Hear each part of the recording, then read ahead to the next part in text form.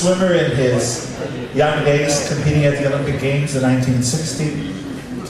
He was a four-time medalist at the British Empire Games, now called the Commonwealth Games, in 1962 in Perth, Australia.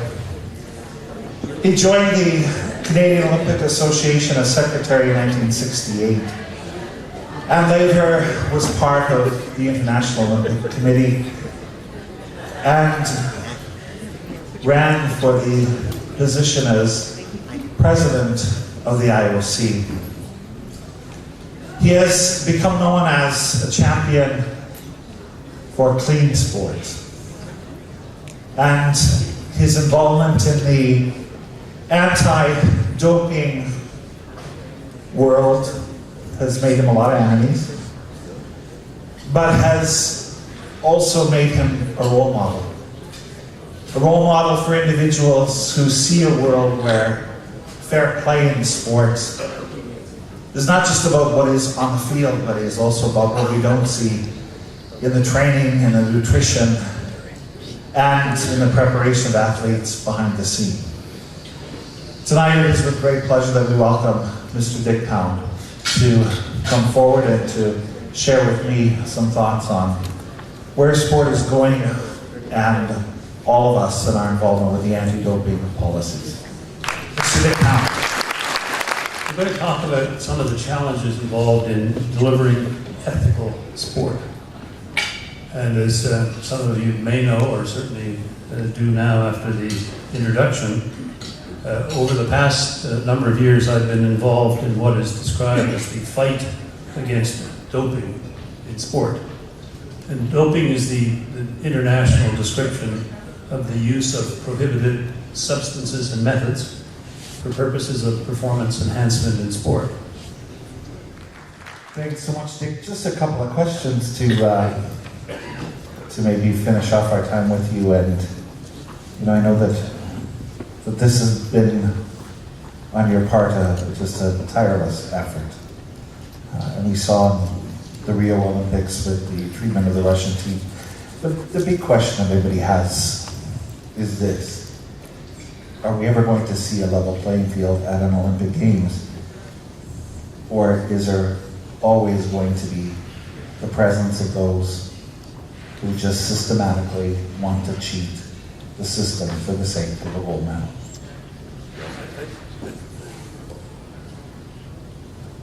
I think it's unlikely that we're going to change human nature, at least in the short run. People ask me from time to time, how do you win the fight against doping in sport?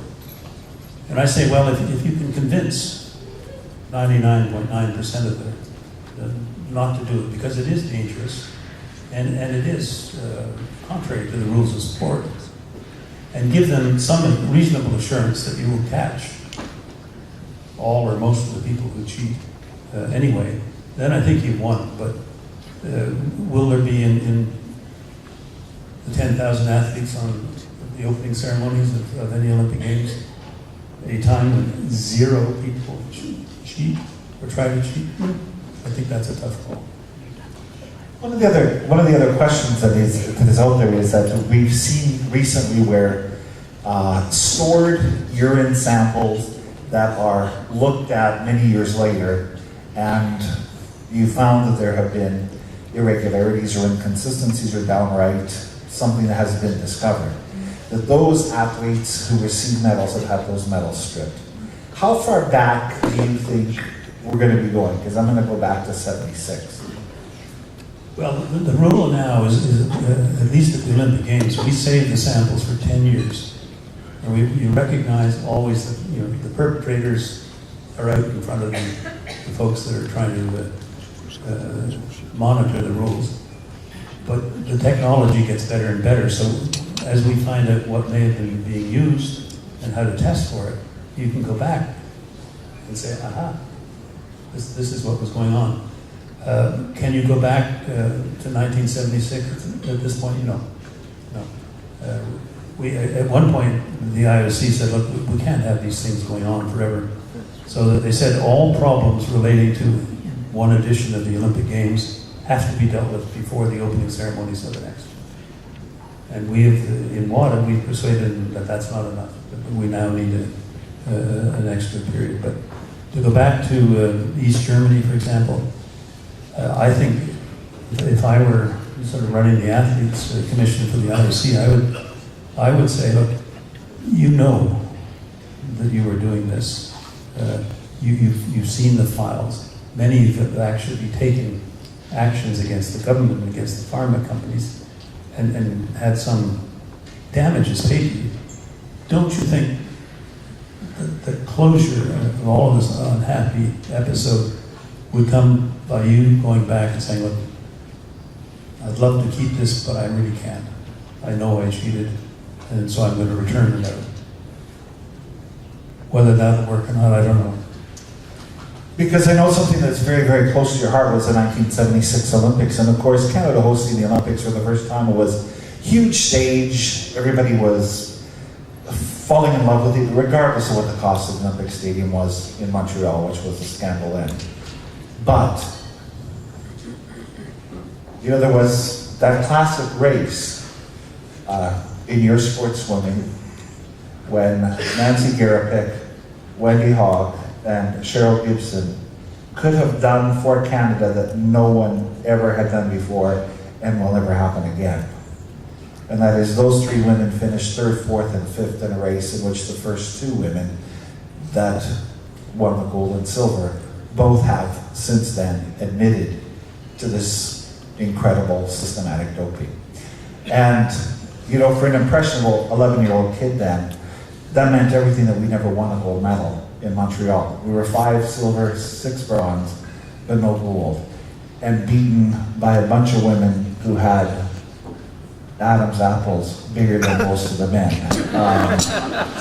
that were in my life, certainly. And I don't joke about that. But Dick has also spoken about how medical things have happened. These are women that ceased to menstruate, that have since then not been able to bear children, many of them, all kinds of medical issues with that.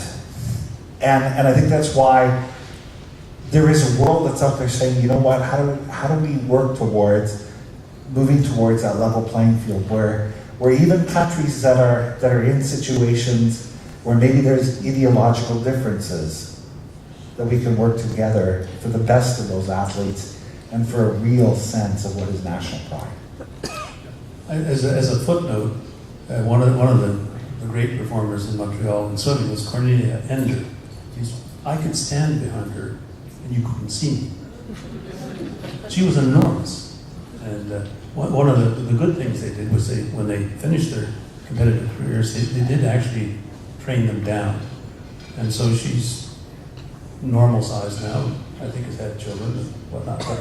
But no, it's a moment that should have been fabulous for a lot of athletes, and they were cheated out of the results. I think you get to where you want to be through a combination of education and deterrence. And but you can't go home again. This man has been courageous in what he's done. He's a man who, you know, really seeks justice. And it hasn't always made you a popular person, and I'm not going to get into Lance Armstrong and the Tour de France, and I'm not going to get into the NHL players that thought you were meddling in their lives. But I really have to say again, Dick, that you're a role model for, I think, everybody in creating a level playing field. You know, working for the best of our athletes, because nothing makes us feel better than a hot Atlanta night when not only in the 100 meters do we beat the Americans individually, but we beat them in the relay as well. You can never beat that. I mean, Atlanta was so beautiful in that way. And I know you were cheering as much as everybody else was. I had even more fun when you're you get to be a senior IOC member. You can sign up to present 3 medals. So I always do the men's 100-meter freestyle, which is the closest I'll ever get to a medal in my own event. And I did. I signed up for the men's 4x100 relay track and field. They said, "What's this all about?" I said, "Oh, it's just a hunch rather." So anyway, I got that, and I remember before the medals are presented, you meet all the teams down in the bowels of the stadium, and a little locker room for each one of them. And so I came into our guys and I said, guys, I don't know whether we're going to get out of here alive tonight, but did you ever kick American ass?